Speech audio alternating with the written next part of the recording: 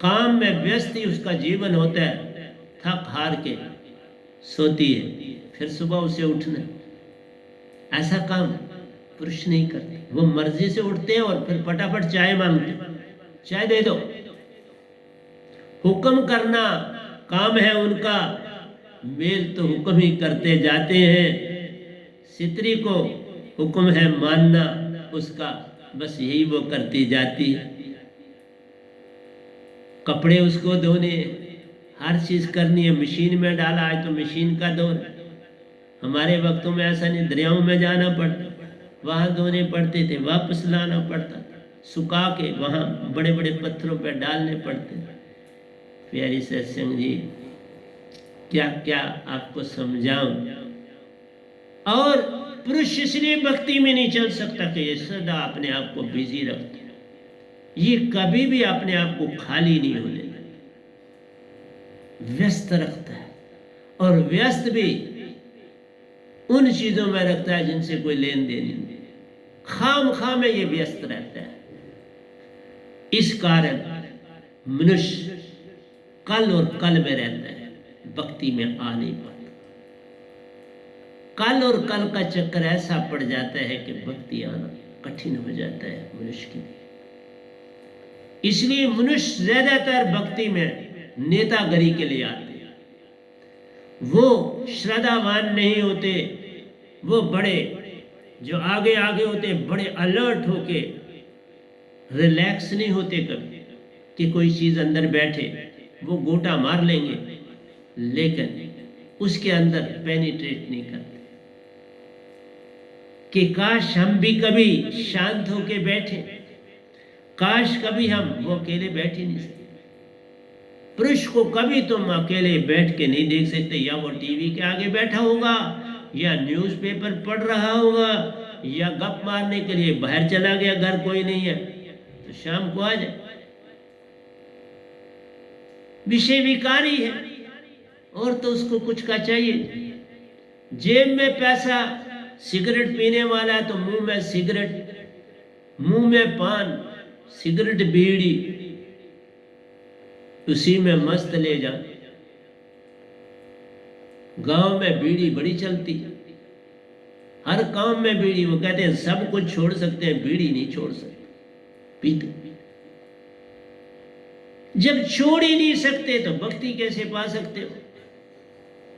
भक्ति पाना है तो सब कुछ तजना पड़ता है। तभी कहते तजो भरम भजो पार ब्रह्म, नानक के सच्चे दर तजे बिना बात नहीं बने। तुम लाभ करो उपाय, तजना पड़ता है और तज के ही आगे बढ़ना पड़ता है। तो मैं आपको बोलूं, अगर कोई चोर, बड़ा तगड़ा चोर भक्ति में आ जाए तो वो साबी बाकियों को पीछे छोड़ देता है। क्यों? उसकी चेतना, चोरी करने जब जाता है ना, अपनी मौत को हाथ पे रख के जाता है। वो डर के चोरी नहीं करता, ये भी मैं जो तुम्हें बताऊं। वो इस तरह चोरी करता है कि जैसे ये उसका अपना माल है और वो लेने आए। वो डर के चोरी नहीं करता, लेकिन उसका तरीका इतना गहन होता है कि वो आराम से चोरी करके चला जाता है, बिनक नहीं लगने देता। एक बार एक चोर के बेटे ने कहा, बापू मुझे भी चोरी सिखा दो, तुम इतना माल ले आते हो, मिनटों में पता भी नहीं चलता, मुझे भी चोरी सिखा दो। बाप ने कहा, सबसे कठिन काम है चोरी करना, इससे कठिन काम कोई नहीं। भक्ति आसान है लेकिन चोरी कठिन। उसने कहा, आओ तुम्हें एक बात सुनाता हूं। उसने कहा मैं पहाड़ी शुरू में चढ़ता था, मुझे भी एक सीन याद आता है। पहाड़ी मैं भी हारवन की पहाड़ी जो है वो बड़ी अच्छी ऊंची है और ऑलमोस्ट सीधी है चढ़ने में। उसको मैं भी जब चढ़ा, उस समय मैं 8वीं में पढ़ता था। आम छोटे बच्चों को नहीं जाने दिया जाता था, लेकिन मेरे को उसी हॉस्टल में पता था कि ये बहुत एक्टिव बच्चा है। टिक्कियाँ बेचने से 40 किलोमीटर रोज चलता था, तो एक्टिव नहीं होऊंगा तो क्या होऊंगा। उस पहाड़ी में चढ़ना था तो एक वहाँ का ममदू था जो वहाँ का रात का चपड़ासी था, और दूसरे एक पुंछ के सरदार साहब थे, आलम सिंह उनका नाम था, बड़े अच्छे एथलीट थे। वो उस समय 10th में पढ़ते थे और मैं 8th में पढ़ता। हम 3 लोग पहाड़ी में इस तरह चढ़े कि जैसे ये खेल का मैदान है हमारे लिए, और हम सबसे पहले वहां ऊपर पहुंच के बैठ गए आराम से। जब उतरने लगे, तब जब कुछ फैसला रहा तो जो चौकीदार था उसने कहा बाबा 2 मिनट रुको, मैं तुम्हें 2 बातें करना चाहता हूं तुमसे। अब जो नीचे उतरने वाला सफर है इसे तेजी से ना उतरना, बड़ी होशियारी से उतरना, क्योंकि ऊपर का सफर जो आपने उतारे वो आप बड़े होशियार थे, मुझे कहने की जरूरत नहीं थी।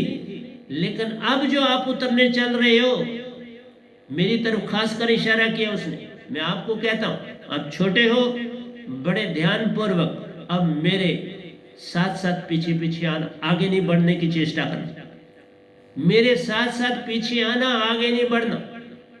अगर ये आलम सिंह जी मेरे साथ साथ चलते हैं तो ठीक है, तुम उनसे पीछे चलो।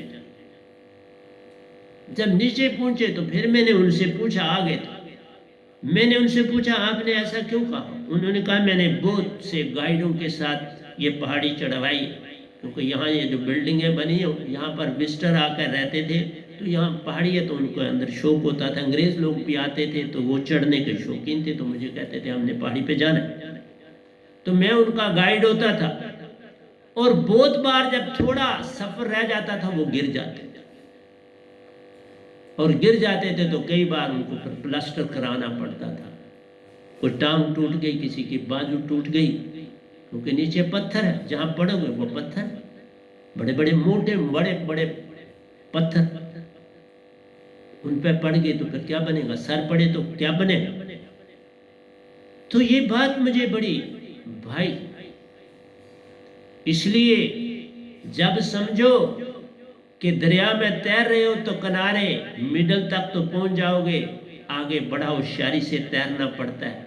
मुझे पता है, मैं चनाब में भी तैरा हूं। बसोली का जो दरिया है बड़ा खतरनाक बहता है वहां, अब नाम उसका मुझे याद नहीं, वो भी मैं तैरा हूं। ये चनाब बड़ा खतरनाक दरिया, इसलिए मिडल से वापस आ जाओ तो अच्छा, मिडल से आगे जाना खतरनाक, वो तंग कर सकता है, हिम्मत हार सकते हो तुम। इसलिए कहा जो आखिरी सफर होता है वो बड़ा कठिन होता है, इसलिए मौत का भी आखिरी सफर बड़ा कठिन होता है, ध्यान से चलना पड़ता है। इसलिए कहा औरत का सहारा बहुत बड़ा सहारा होता है, ये याद रखना।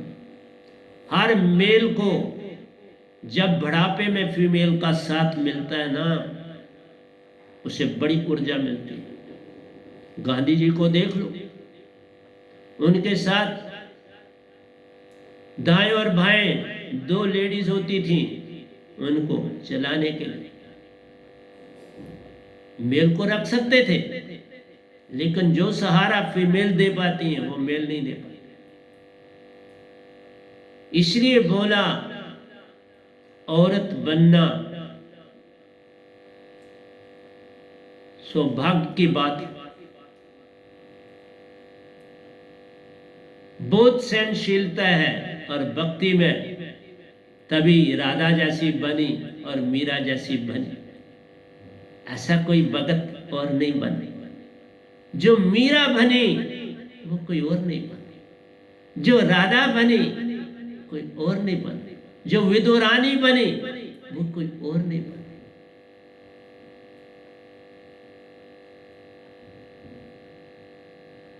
इसलिए कहा प्यारो सहजो भाई बनी कोई और ना बन। सहजो भाई कि देख लो पद उनके दोयों को जरा देखो ना कि गुरु की क्या महिमा देते। गुरु को निहारो भगवान को तज डालो, हरि को ना निहारो गुरु के संग हरि ना निहारो सतगुरु को निहारो। हरि को तज धारो सतगुरु को पा जाओ। तो प्यारी सत्संग जी, मैं आपको जगाने की चेष्टा करना चाहता हूँ। जागो कुछ देर, एकांत में बैठने की आदत। अब तो आप सन्यासी तो बनने चल रहे हो, अब कुछ देर अकेले बैठने की आदत था। कुछ ना तब करो, अंदर चलो, अपने आप को शांत बनाओ, कुछ भी और ना करो, बस कोई विचार ना चले। विचार जाने दो, विचार तब नहीं चलेगा जब सार सबद साथ हो गई, ये याद रखना। संसार में बोध कहते हैं विचार छोड़ दो, छोड़ने वाली चीज होनी चाहिए यही श्रुति। चेतन हो जाए तो विचार क्या करेंगे, विचार आएंगे। सुरती में रचियो संसारा, सुरती बिन कुछ ना ही न्यारा। सुरती के दंड से घेर मन पवन को फिर उल्टा चले। धर और अधर विच ध्यान लगावे, के कबीर सो संत निर्भय हुआ। जन्म मरण का भरम माने, सुरती संभार का जाए तो मत भरम भरा। यहां भी पलटू साहब ने नाम न चेत्यो ए मूल गंवार, ए मूल मन जीव गंवार। तो अभी भी नाम नहीं लेना चाहता, अभी भी इस दात को नहीं पाना चाहता जिसमें सत्पुरुष रहते। तो मोक्ष क्या लोगे? मोक्ष तो मिला ही है। जब ये दात मिली तो मोक्ष मिला ही है ना। ये दात पाने के बाद मैंने निज धाम के बेभाग सफर किए, प्रतिदिन किए। नाम पाने की देरी थी, मेरे सफर शुरू हो। मैंने अपने सदगुरु को सराहने की कोशिश की तो उनको, वो खुद नहीं निज धाम सत्पुरुष को पा सके तो मुझ पे कैसे विश्वास करते। उन्होंने मेरी किसी बात पे जो एक दो बार करी नहीं, उन्होंने वो टाइम भी नहीं दिया। बस मुझे उठाने की चेष्टा में करते थे, उठे ही कहते नहीं थे लेकिन अंदर से उनको पढ़ लेता था, ये उठे, ये क्या मेरे से बातें करता है। पर मैं तो झूठ नहीं बोल रहा था, सच बोल रहा था। क्योंकि सत्पुरुष उनका रूप धारण करके मेरे साथ खेल खेल रहे थे, तो उनको ना सुनाता तो क्या करता। हाँ, बाद में पता लग गया कि नहीं, उनको कुछ पता नहीं था। जब मैंने ये भी बात उनको सुनाने की चेष्टा करी कि शास्त्र सार में एक पत्थर मिला था, जब हम दोनों इकट्ठे हाथ से हाथ लिए तैर रहे थे तो पत्थर मिला था, कोरा पत्थर था। मुझे उसका मीनिंग नहीं पता, तो मेरे सतगुरु नहीं बोले थे तो जल्दी मुझे उठवा दिया। जब फिर मैं सुनाने के लिए सफर गया तो जो वहां का प्रेसिडेंट साहब थे, उन्होंने कहा बाबा वहां बड़े खंड है, वहां कहां पहुंचा जाता है।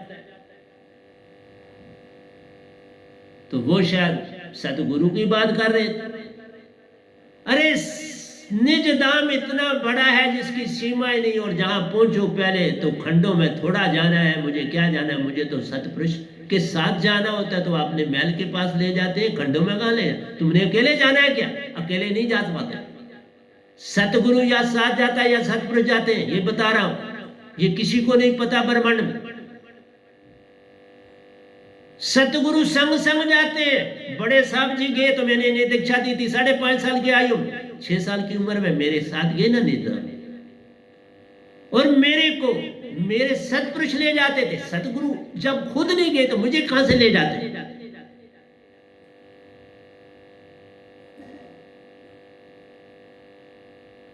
इसलिए सत्य कोई सुन ही नहीं पाता पूरे ब्रह्मांड में।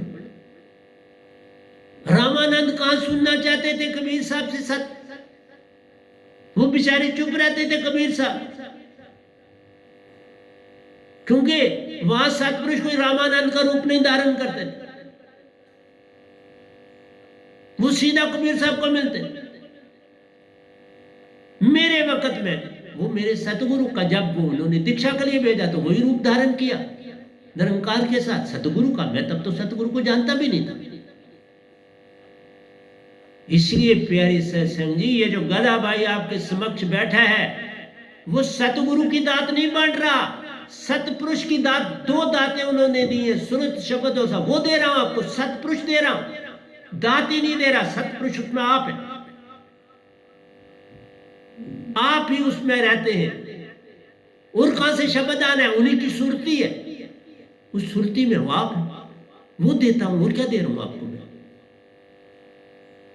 मैं बाबा सिर्फ ड्यूटी दे रहा हूं, मुझे कोई ख्वाहिश नहीं, शौक नहीं कि तुम मेरी संगत बड़ी बनना, कोई जरूरत नहीं। मुझे ज्यादा सेवा करनी पड़ेगी और मैं खुद काम लेता हूं, किसी से काम नहीं लेता, खुद काम करता हूं। पानी तक, डोल तक, बर्फ डालने तक हर काम खुद करता हूं।